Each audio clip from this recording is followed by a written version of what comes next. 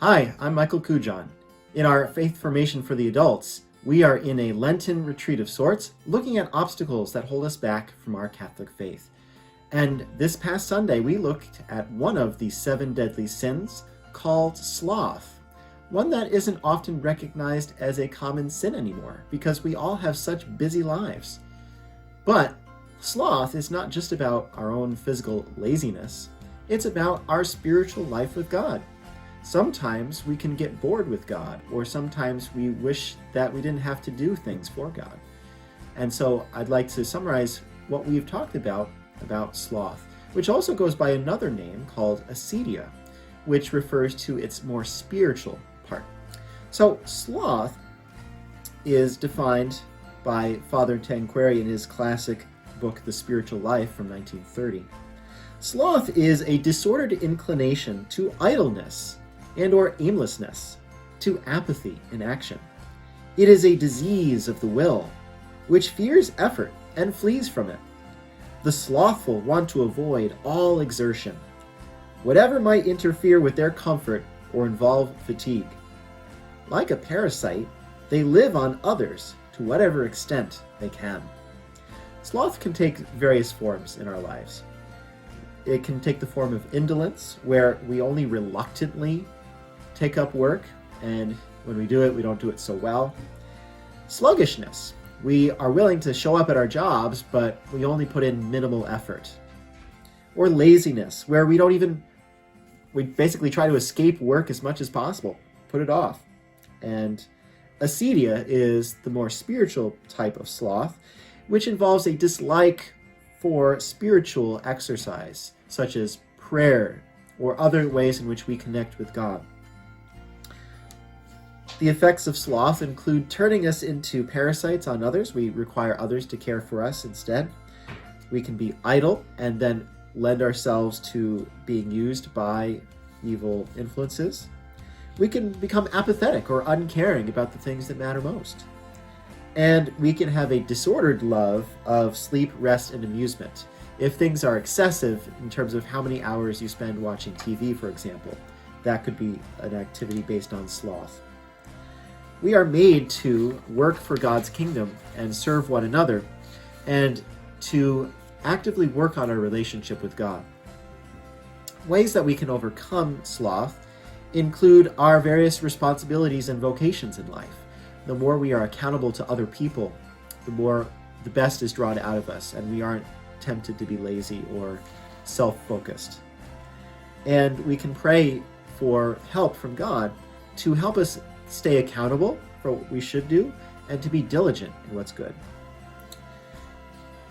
The most spiritual element of sloth, called acedia in Christian tradition, involves some things that we don't often think about. Our modern world has tried to deal with laziness by stressing how important it is that you work and be productive and do your job. Some would say that work is how people redeem themselves.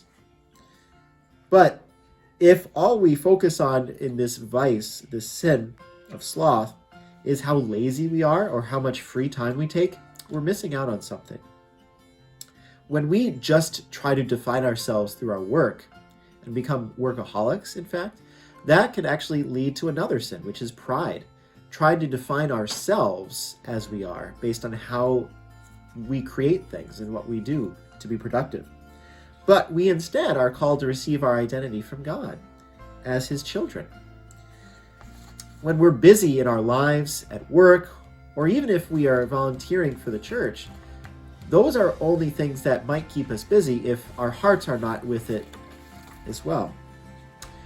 In fact, there's a place for rest in our tradition. God instructed us to keep the Lord's Day, the Sabbath, that we can rest from work to focus on our relationships with God and to be open to family life. Many times in sloth or acedia, we kind of put God off in the corner and don't deal with Him. We go about our lives and ignore the thing that God is calling us to do. But we are called to rest in God's love and let Him, through grace, do the work He wants to in us. We can't work to earn our salvation, but God can work in and through us through his grace. So we have to be spiritually open to that and receptive to it. Many times we're too comfortable on our own without God. We want to live on our own terms, the way we've always been, without God moving us to change and grow. Thomas Aquinas, one of the saints of our church, noted that acedia involves a kind of sorrow. Sorrow is when you experience something as evil for yourself. Many things are evil and should be sorrowed over, but God should not be one of them. But those who are slothful or succumb to acedia think of God as something evil for them to participate in. They would rather that God stay up in heaven and leave them alone, that God not demand things of them, like a regular prayer life or good works or fasting. And many times that sorrow takes us away from divine love, charity. But we are called to love God with all of our being, to participate in God through the grace he's offered to us. Having been offered this precious gift of sharing in God's love, we should not put it off. We should engage with it today. Rather than being sorrowful over the things God has offered to us, a new life and grace, we should instead find joy in this. Although there are many things in our lives that are challenges and sufferings we endure as we strive to be disciples of Christ. So in our next session in this series, we're going to take a look at the problem of suffering, especially in our Christian lives when we're called to be faithful to God, have a regular prayer life, give alms and fast. How do we turn our own sufferings into a gift to others and to God? So that's where our session is headed into next time we meet. So join us if you can on the 26th for our session looking at John Paul II's apostolic letter on the meaning of human suffering.